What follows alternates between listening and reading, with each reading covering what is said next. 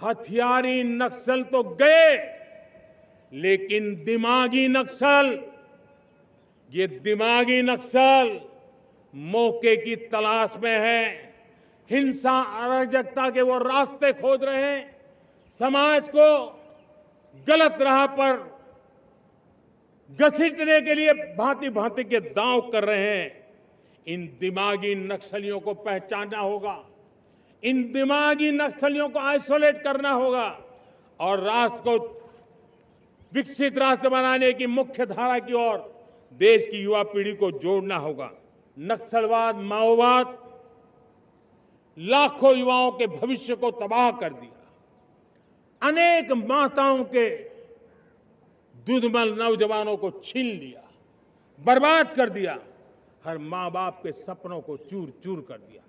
इस नक्सलवाद ने 4 दशक तक हिंदुस्तान के बहुत बड़े हिस्से को, बहुत बड़ी आबादी को दबोच करके रखा था, बंदूक के नोक पर दबोच करके रखा था, संविधान की धज्जियां उड़ा दी थी और देश के सामान्य नागरिकों की रक्षा में 3,500 से ज्यादा हमारी पुलिस के, सुरक्षा बल के जवान शहीद हो गए। युद्ध के अंदर जितने सैनिक मरते हैं, उससे ज्यादा हमारे पुलिस जवानों को जान की बाजी लगानी पड़ी ताकि देश के सामान्य मानवी को सुरक्षा मिले। ये नक्सलवाद ने धरती को लहूलुहान कर दिया था। 2014 में आपने जब हमें मौका दिया, उसी दिन हमने संकल्प लिया था कि हम देश को नक्सलवाद से मुक्त करेंगे। और आज मुझे खुशी है कि नक्सली माओवादी हिंसा आखिरी सांस भी शायद रहने की अब तो ताकत नहीं रही है।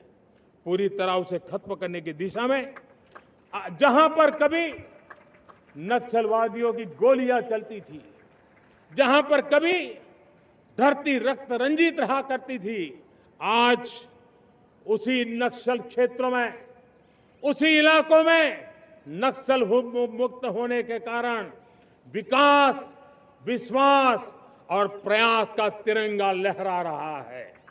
मेरे प्यारे देशवासियों, लेकिन इस चुनौती को हमने कम नहीं आंकना है। इस चुनौती से हमें और भी सावधान रहने की जरूरत है।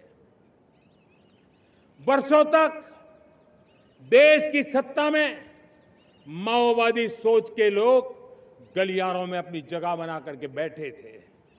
सरकारी कमेटियों में सलाहकार के रूप में भी ये माओवादी सोच ने नीतियों को प्रभावित किया था। मेरे प्यारे देशवासियों,